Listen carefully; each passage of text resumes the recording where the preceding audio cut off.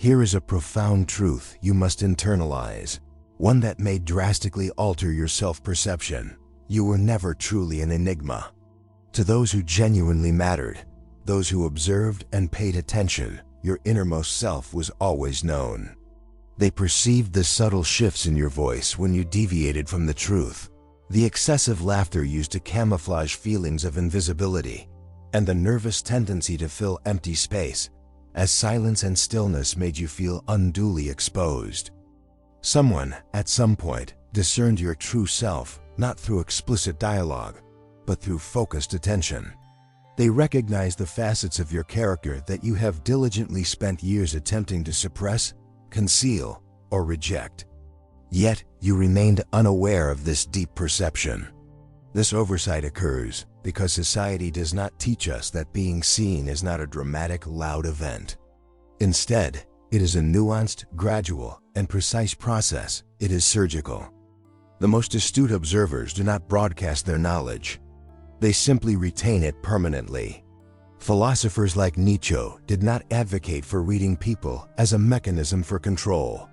Rather, he exposed the consequences of failing to do so, the error of mistaking a persona for the genuine person, the danger of falling for someone's outward performance, or, critically, believing our own self-constructed facade. This discussion steers clear of superficial psychological tricks or body language tips. Its focus is on reading individuals at the deepest level, where authenticity surfaces in moments of hesitation, in evasive maneuvers, and in the underlying tone that exists beneath spoken words. By the end of this exploration, you will not only possess the capability to read others, but will also confront the reality that you have been similarly perceived all along.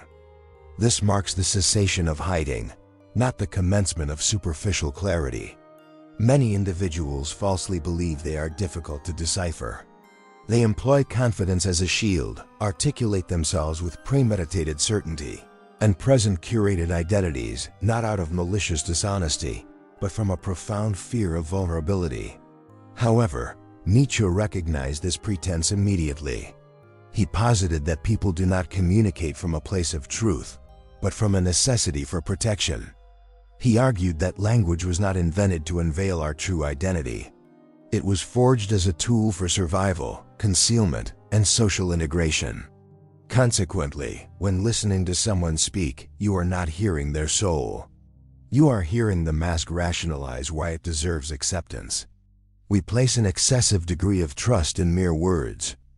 Yet, people divulge truth in unintentional spaces, in moments of emotional stress, in deliberate silence, and in the inconsistency between their spoken message and the manner in which it is delivered. Nietzsche's work was not a mere study of linguistics. It was an investigation into contradiction.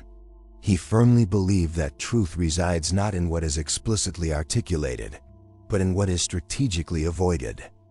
Adopting this perspective transforms the world into a transparent medium. The relentlessly verbose man is terrified of stillness. The woman obsessed with meticulous perfection is battling internal turmoil. Those who pass the harshest judgments often despise in others the very flaws they refuse to acknowledge within themselves. People are not complex enigmas. They are discernible patterns. These patterns are sculpted by past trauma, childhood experiences, and fears that have been repeated until they crystallize into a definitive personality. Once you begin perceiving individuals through this framework, there is no reverting to prior ignorance. What previously registered as pure arrogance is revealed as deep-seated insecurity. What felt like outright rejection is understood as an act of self-protection. What once caused pain now simply makes logical sense. You don't require formal psychological training to read people. You merely need to cease believing their words and start discerning their actions. Nietzsche was correct. People are not concealing themselves from you. They are concealing themselves from their own self. Every profound spirit needs a mask, Nietzsche declared. Like many of his observations, this one is not merely eloquent. It is potent and potentially hazardous. Once this concept is grasped, you inherently distrust superficial appearances. You cease to rely on smiles.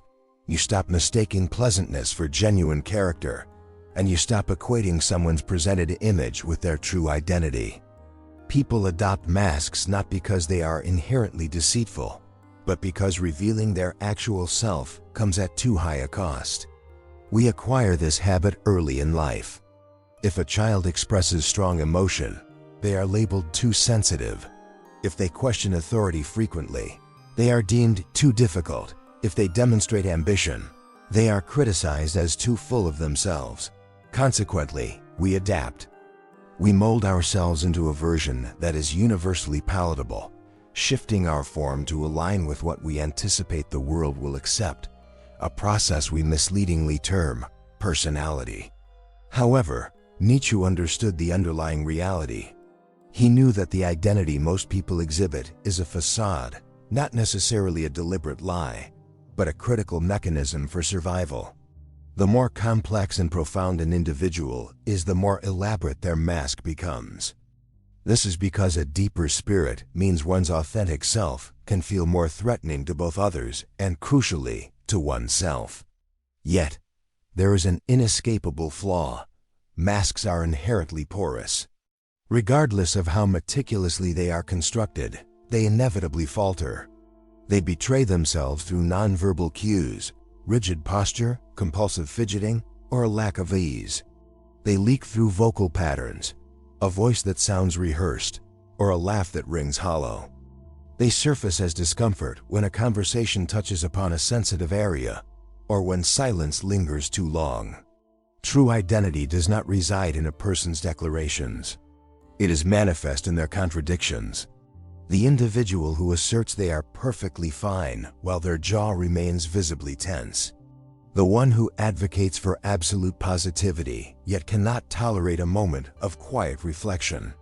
The person who claims indifference to public opinion but obsessively monitors how they are perceived. This is not mere deception. It is the visible fracture of the mask. If you possess the acumen to notice these signs, you will realize that the authentic self invariably exists beneath the performance, not polished or refined, but raw, apprehensive, and unfiltered.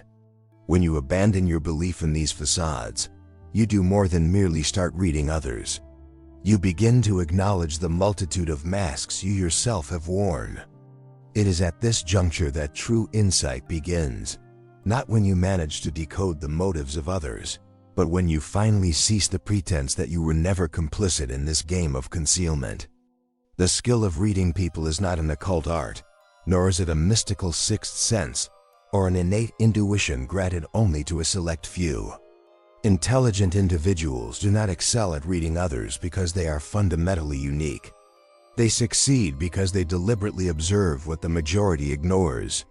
They have rigorously trained themselves to identify the recurring behaviors and repetitive patterns that others routinely overlook.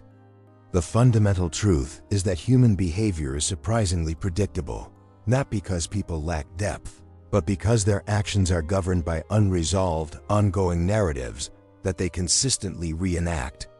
You will often hear someone claim, "I just have a strange feeling about them."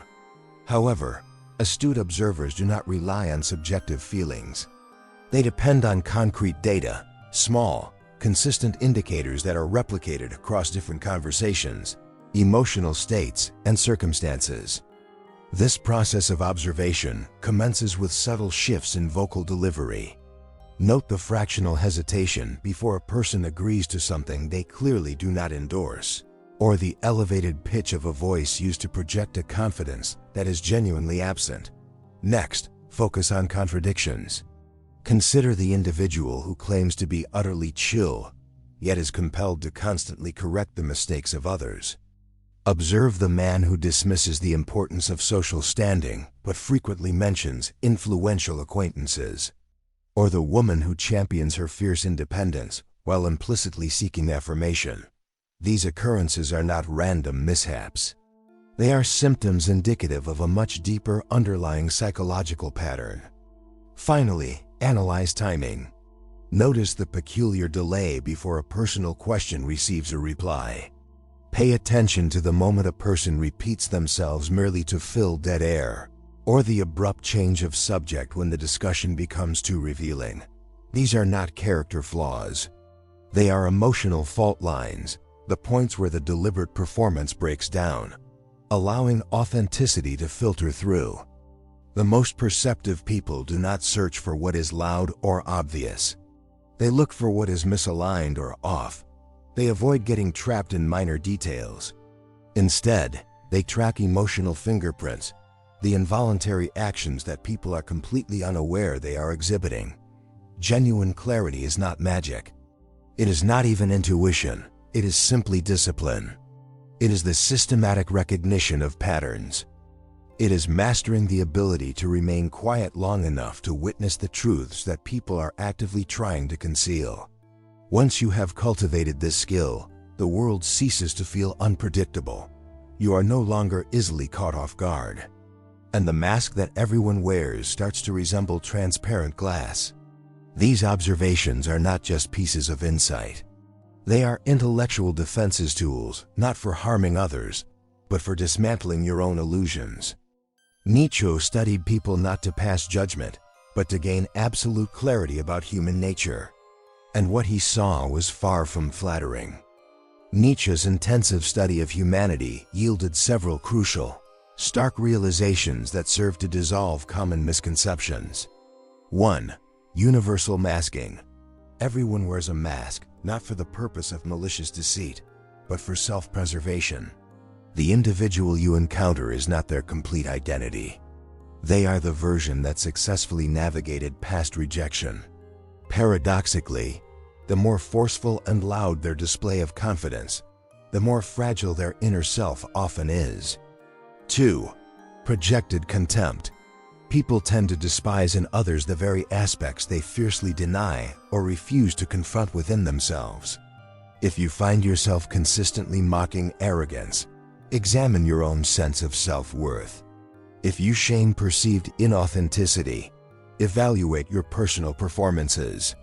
Strong criticism is often a mirror, deliberately angled away from the self and toward another person to avoid painful self-reflection. 3. The power of silence.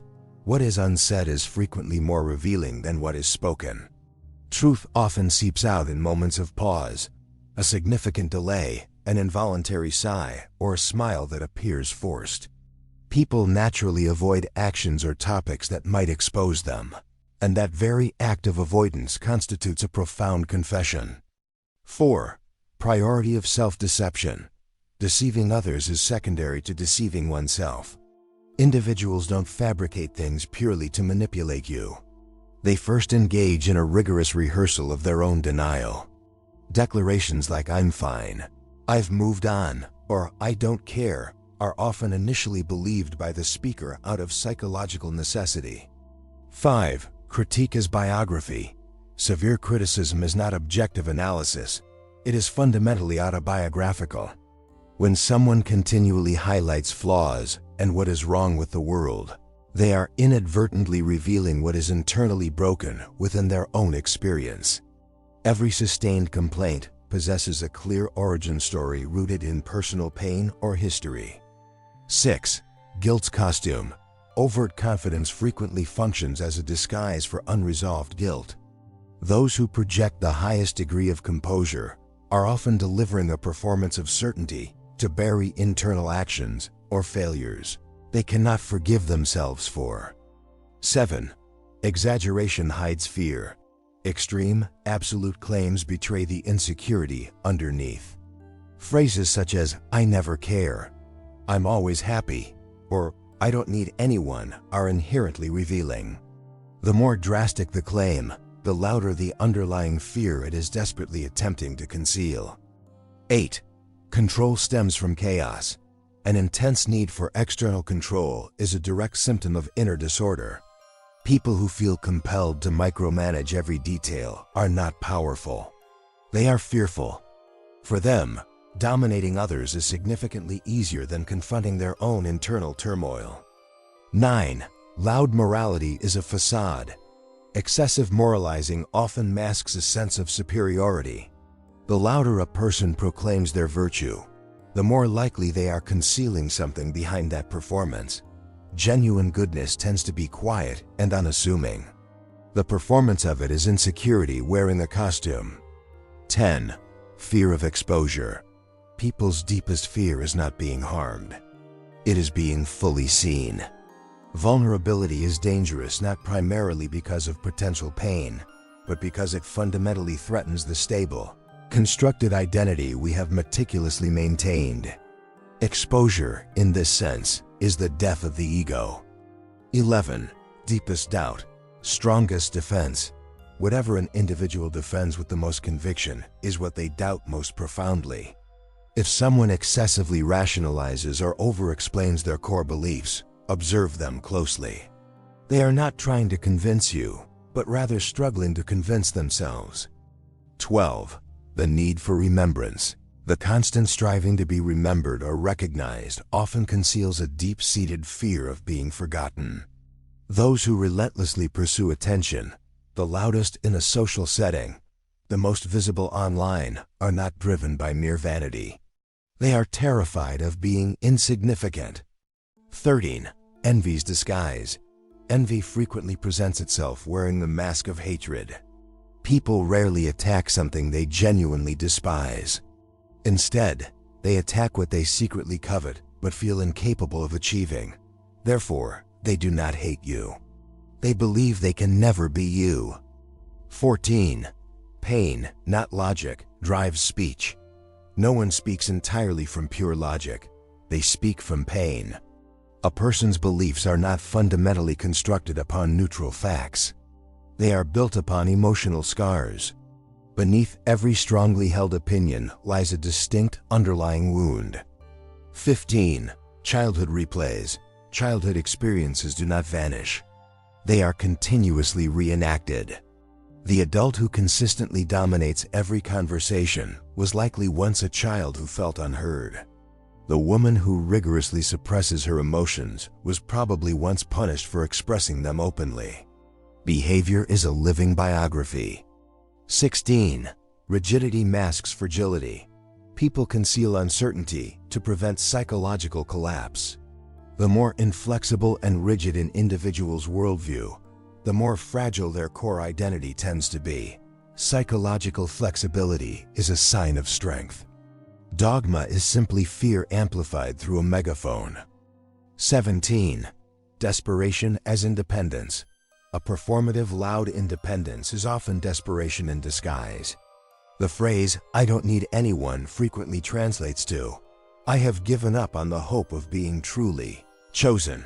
Watch carefully for those who isolate themselves, not because they are robustly self-sufficient, but because they are exhausted by the cycle of disappointment. 18. Habits are confessions. A person's patterns constitute their most reliable confession. You do not need someone to verbally state who they are.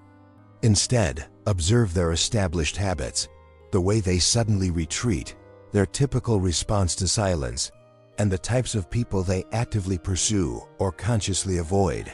Their pattern is not random. It is a recurring scar that continues to play out. A final reflection. Nietzsche did not bestow these observations upon us for the purpose of manipulation. He gave them so we could cease confusing mere noise with honesty, performance with true identity, and lifelong trauma with fixed personality. Once you train yourself to discern these consistent patterns, you realize that people are not fundamentally mysterious. They are, in fact, fully exposed, provided you know exactly how to look. Every joke, every word of praise, every insult, and every sustained silence originates from a specific internal source. The fundamental error most people make is in assuming that human behavior is random, or worse, entirely rational. Nietzsche, however, understood better. He knew that individuals do not speak from a place of logic, they speak from fear. They do not engage in arguments because they possess unwavering confidence. They argue because they are terrified that their core belief is the only thing they have left. They do not boast out of genuine pride. They brag because they are desperate to avoid being overlooked. They do not remain silent because they are internally calm. They are quiet because, at some point in their childhood, silence became synonymous with safety. The crucial question is never what someone says, but why they chose to say it. The person who constantly interrupts was once routinely unheard. The man who habitually mocks emotional expression was trained to believe that vulnerability equals weakness. The friend who never inquires about your life may have learned that attention is a limited resource, and they were never allocated any.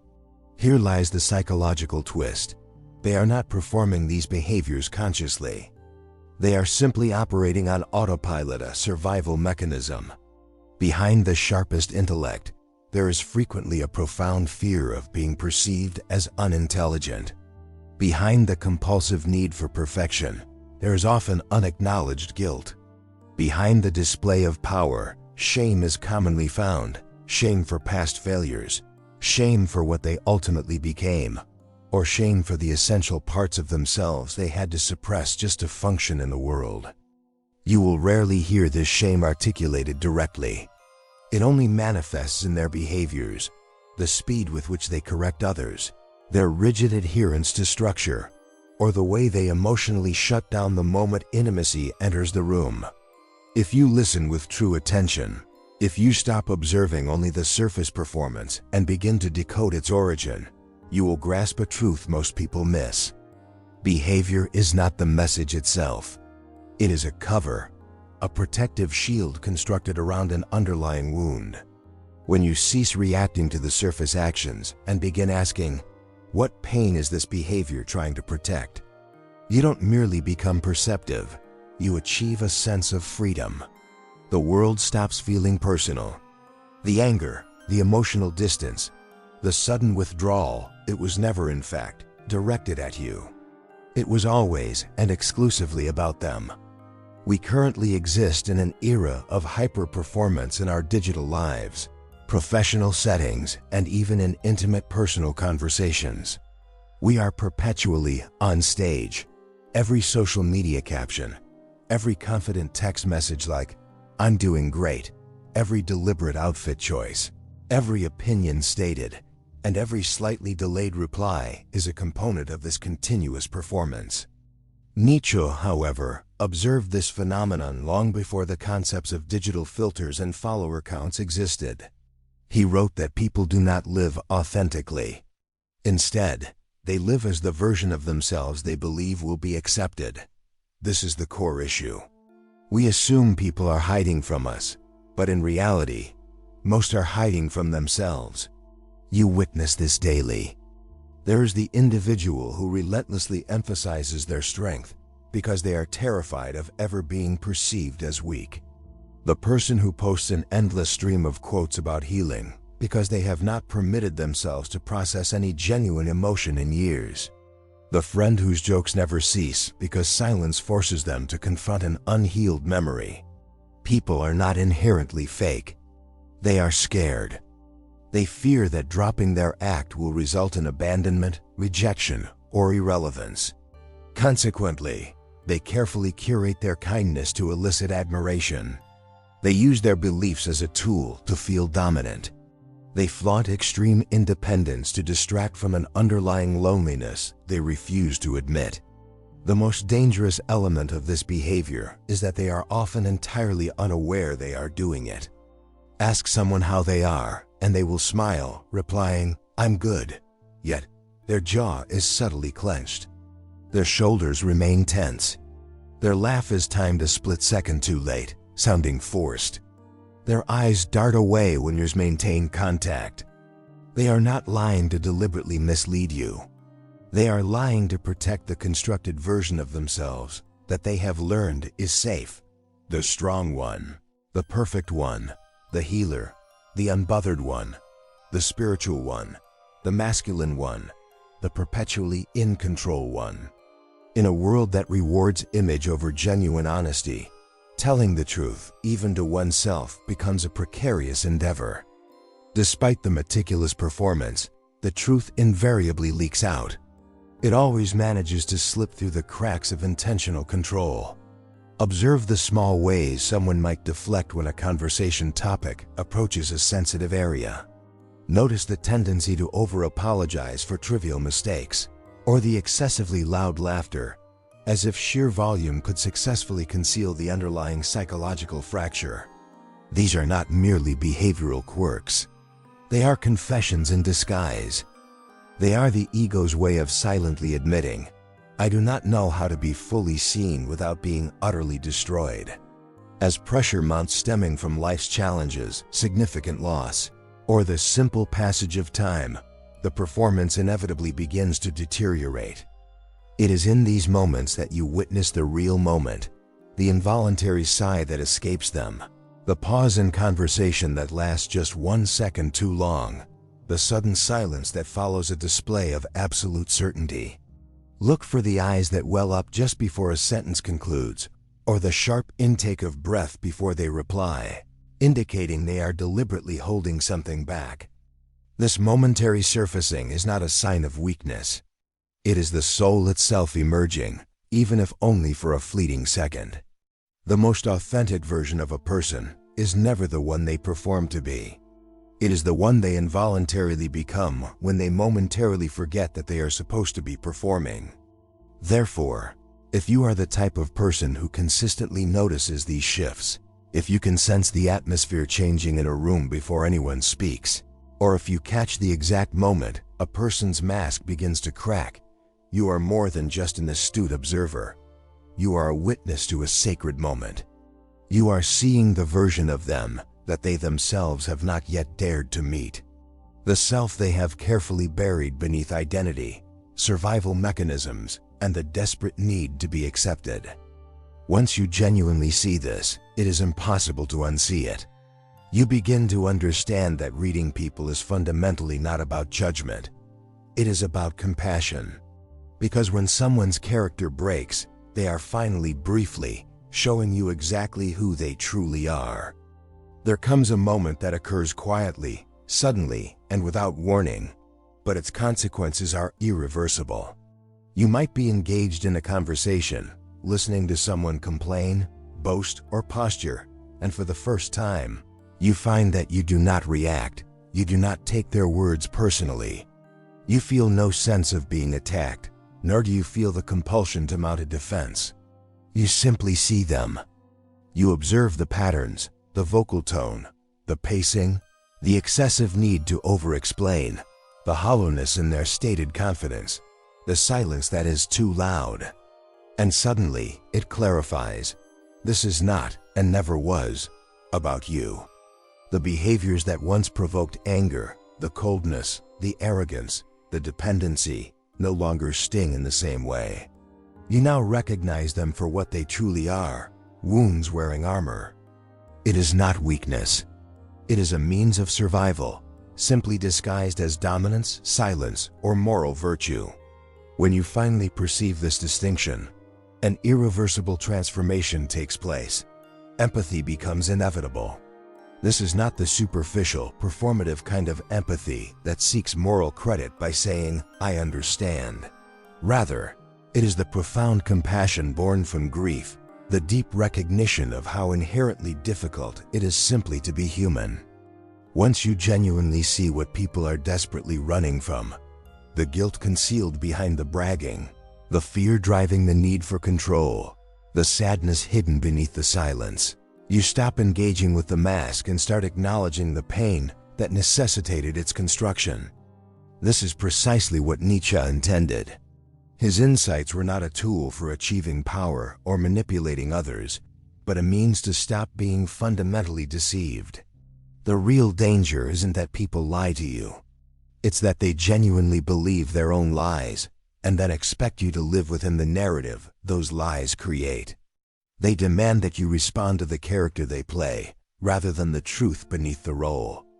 If you fail to see through this theatrical performance, you become a victim of the stagecraft. You chase validation from individuals who are profoundly insecure. You fear rejection from someone who is terrified of genuine connection. You feel inferior to a person who is secretly crumbling internally. When you finally achieve a clear vision of people, everything transforms. You cease to flinch at rejection, because you now understand that rejection is not fundamental truth. It is merely a wound reflex. You are no longer baited by conflict, realizing that drama is not a sign of danger, but a symptom of emotional dysregulation. You are no longer seduced by loud displays of confidence, because you know that volume does not equate to strength. It often signals fear. You begin to read the situation rather than merely reacting to the emotion presented. In this space of clarity, confusion is annihilated. You stop asking, "Why are they doing this to me?" and start wondering, what part of them is hurting so profoundly that this is their chosen method of survival. Within this clarity, anger subsides, because you are no longer fighting the reality of the situation. You stop accepting someone else's trauma as your truth. You cease making their dysfunction your personal responsibility. You don't become weaker. You become unshakable. Not due to coldness, but because you are finally awake. Awake to the underlying architecture of human behavior. Awake to the patterns that govern personalities. And awake to the fact that most people are not genuinely dangerous. They are simply deeply afraid. Once you realize this, the need to fight disappears. You choose to understand instead. When you finally see people clearly, manipulation loses its power, resentment fades away, and your personal authority returns to you. You weren't learning a new skill. You were remembering an ancient, buried truth. The story has always been visible. You just were not instructed on how to properly interpret it. No one teaches you that people disclose their entire narrative in every gesture, every contradiction, and every silence they desperately try to avoid. But now you know, and crucially, now you see. What appeared to be ego was actually fear. What felt like rejection was a survival-driven act of self-protection. What you once internalized was never truly about you. You are not merely reading people now. You are realizing that the behavioral patterns were always present. You just required someone to point them out. Here is the final paradox. The clearer you perceive others, the less you feel the need to defend your own self. What used to confuse or hurt you no longer has the power to touch you. You don't need to react when you fully understand. You are not standing above people now. You are standing with them, finally witnessing the painful truths they have been too terrified to confront themselves. This was never intended as an exercise in judgment. It was an awakening to the pain concealed behind the perfection, the wounds beneath the armor, and the universal humanity behind all their outward behavior. If you have ever felt misunderstood, if people misinterpreted your silence, your strength, or your vulnerability, you now grasp the reason why. They were not intentionally trying to misread you. They were wearing their own masks too. And people hidden behind masks cannot truly recognize the genuine faces of others. Nietzsche's ultimate understanding was this: power is not about being unreadable. True strength lies in being seen fully and deeply, yet still being accepted and chosen. That is the highest form of resilience. Remember this: you were never truly concealed. They already knew who you are. Now finally you do. If this video has made you see the world differently, don't forget to like and subscribe to the channel. Also, share your thoughts in the comments below. Thank you for watching and see you next time.